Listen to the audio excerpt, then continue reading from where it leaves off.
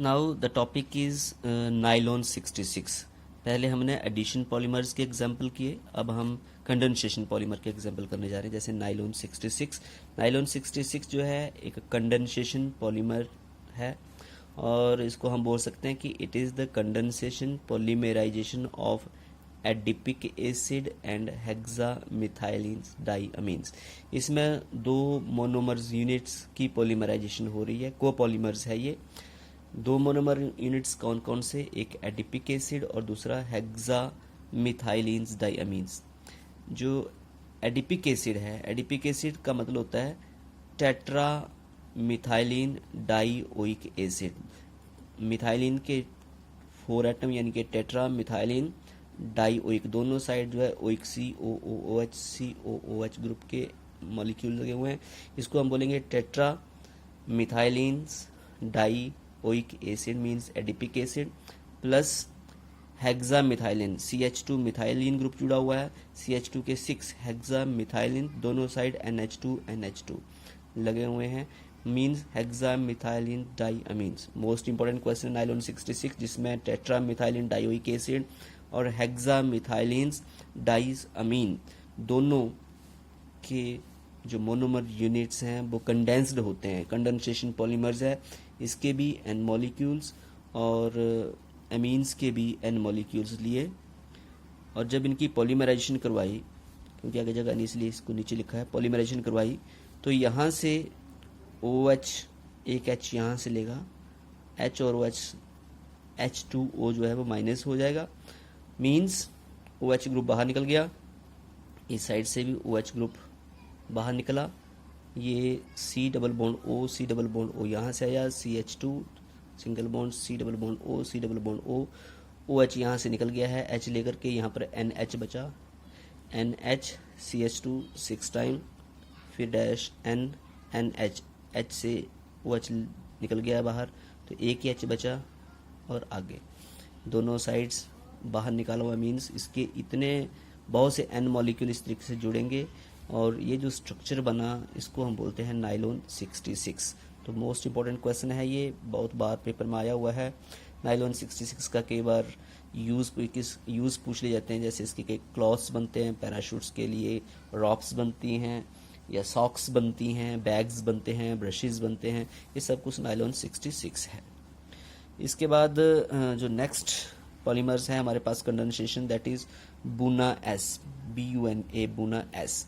ये भी condensation polymerisation है, और पॉलीमराइजेशन किस किस की है कंडेंसेशन का मतलब इसमें कुछ ना कुछ बाहर जरूर निकलता है। तो ये पॉलीमराइजेशन है किसकी, स्टाइरीन्स एंड 1,3 ब्यूटाडाइन्स। दो मोनोमर यूनिट है, कई बार इनके मोनोमर यूनिट ही पूछे जाते हैं कि इनके मोनोमर यूनिट लिखिए। बुना S के मोनोमर यूनिट है स्टाइरीन एंड 1,3 ब्यूटाडाइन। ये स्टाइरीन है, स्टाइरीन एक पोजीशन है जिसमें CH डबल बॉन्ड CH के बीच में एक जगह कहीं पर फिनाइल ग्रुप लग जाता है, जैसे 1 फिनाइल इथाइलिन्स है, ये इसको बोलते हैं स्टाइरीन्स।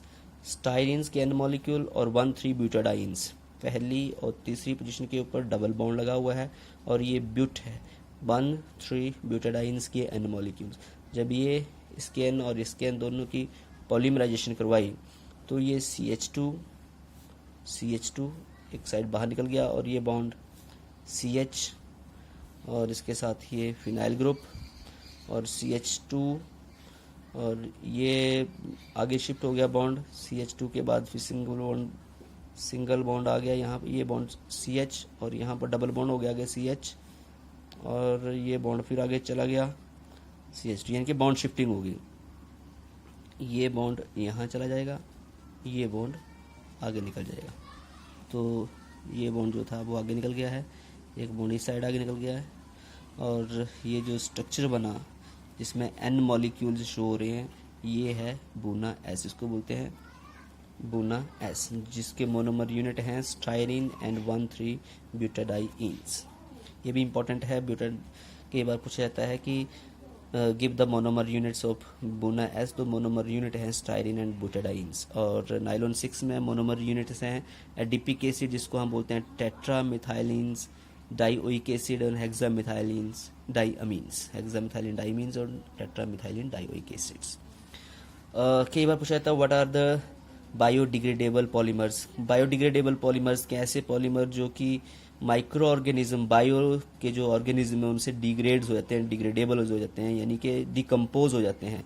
ऐसे पॉलीमर्स यानी कि these are the polymers which are decomposed by micro organism, सूक्ष्म जीवों से ये डिकम्पोज होते हैं। और कैसे, without causing any harmful effect on the environment और इनसे कोई भी जब डिकम्पोजिशन होती है तो एनवायरनमेंट के ऊपर कोई हार्मफुल इफेक्ट नहीं होता है, उसको हम बोलते हैं बायोडिग्रेडेबल पॉलीमर्स। जैसे इसका एग्जांपल है पॉलीलैक्टिक एसिड, एक ऐसा एसिड है जब ये डिग्रेड, इसकी डिकम्पोजिशन होती है माइक्रो ऑर्गेनिज्म से तो एनवायरनमेंट के ऊपर कोई भी असर नहीं होता है। तो ऐसे पॉलीमर जो कि कोई serious effect, harmful effect cause नहीं करते हैं तो उसको हम बोलते हैं बायोडिग्रेडेबल पॉलीमर्स।